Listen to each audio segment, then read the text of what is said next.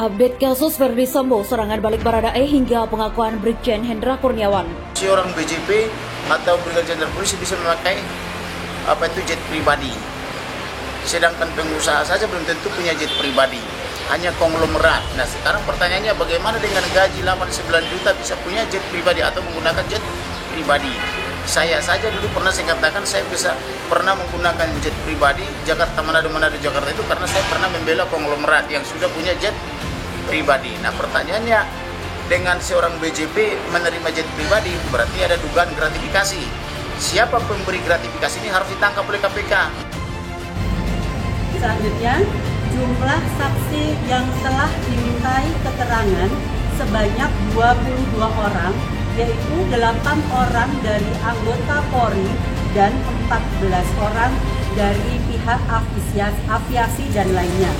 Adapun penjelasan daripada saksi-saksi tersebut, yang 8 orang dari anggota Polri, yaitu yang pertama HK, 2 AN, 3 SUS, 4 RS, 5 FRD, 6 SMH, 7 PEG.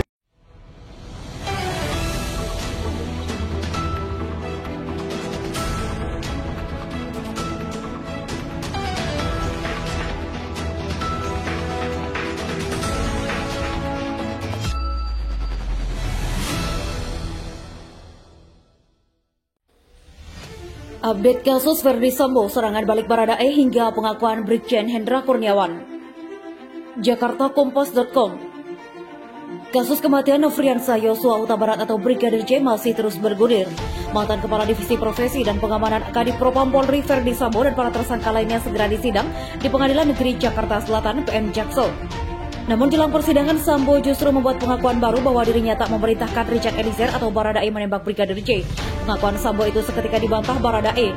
Hal lain yang terungkap yakni pengakuan mantan Kepala Biro Pengamanan Internal Karopaminal Divisi Profesi dan Pengamanan Propam Polri Brigjen Hendra Kurniawan soal rekayasa kasus Sambo.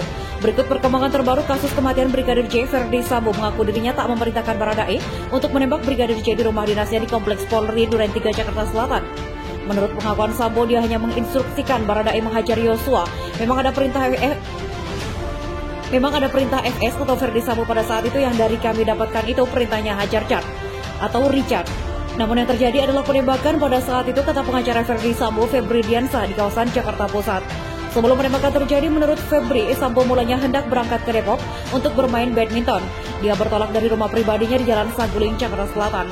Namun ketika melintasi rumah dinasnya di Duren 3, Sambo memerintahkan sopirnya berhenti. Dia lantas masuk ke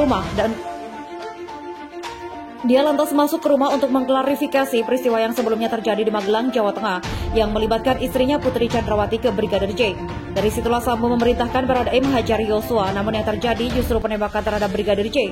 Jadi nanti mungkin lebih jelas di persidangan, tetapi perlu saya tegaskan di sini bahwa bukan perintah atau apa yang disampaikan tadi. Perintah menembak atau apa, kata pengacara Sambo lainnya Arman Hanis. Tak hanya itu, pengacara Sambo juga mengklaim narasi tembak-menembak dibuat kliennya untuk melindungi Baradae. Setelah penembakan, menurut Ferdy Sambo lalu mengambil senjata Brigadir J dan menembakkannya ke arah dinding agar seolah-olah terjadi tembak-menembak antara Baradae dan Yosua. Sambo juga berusaha CCTV. Dia lantas meminta istrinya dan para ajudan agar mengaku bahwa seluruh peristiwa terjadi di Duren 3, tak mengukit soal kejadian di Magelang. Skenario tembak-menembak tujuannya saat itu adalah untuk menyelamatkan RE atau Baradae yang diduga melakukan penembakan sebelumnya, kata Febri. Pengakuan terbaru Sambo itu seketika dibantah oleh Richard Eliezer alias Baradae. Pengacara Baradae Roni Talapesi bersikukuh ketika itu Sambo memerintahkan kliennya untuk menembak Brigadir J. Sesuai keterangan klien saya dan masih konsisten hingga saat ini bahwa perintah dari FS adalah tembak bukan hajar, kata Roni saat dikonfirmasi. Roni menyebut pengakuan Sambo tersebut sebenarnya bukan hal baru, bahkan dalam rekonstruksi perkara beberapa waktu lalu juga terdapat perbedaan antara keterangan Sambo dan Baradae. Menurut dia perbedaan keterangan itu hal yang wajar, namun pembuktian terkait ini akan terungkap di pengadilan, tetapi di persidanganlah nanti tepat menguji keterangan FS itu dan kami memang meragukan keterangan FS itu sejak awal karena kerap berubah-ubah, ujar Roni.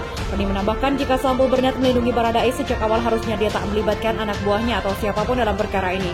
Dia mengatakan kasus ini sudah dibangun dengan kebohongan sejak awal, termasuk soal skenario baku tembak antara Baradae dan Brigadir J yang berujung kematian Yosua. FS telah diputus diberhentikan secara tidak hormat hingga kualitas keterangannya patut diragukan karena sudah diberhentikan dari Kepolisian RI, tuturnya. Tak hanya pembunuhan, kematian Brigadir J juga berbuntut pada kasus obstruction of justice atau tindakan menghalang-halangi penyidikan yang menjerat 7 personil Polri. Lagi-lagi Sambo menjadi salah satu tersangka dalam perkara ini, lalu 6 tersangka lainnya yakni Brigjen Hendra Kurniawan, Kombes Agus Nurpatria, AKBP Arif Rahman Arifin, Kompol Baikuni Wibowo, Kompol Cuk Putranto, dan AKP Irfan Widianto. Para tersangka dijerat pasal 49 Jungto, pasal 33 dan atau pasal 48 ayat 1 Jungto, pasal 32 ayat 1 UU nomor 19 tahun 2016 tentang informasi dan transaksi elektronik. Ancamannya bisa 8 hingga 10 tahun penjara.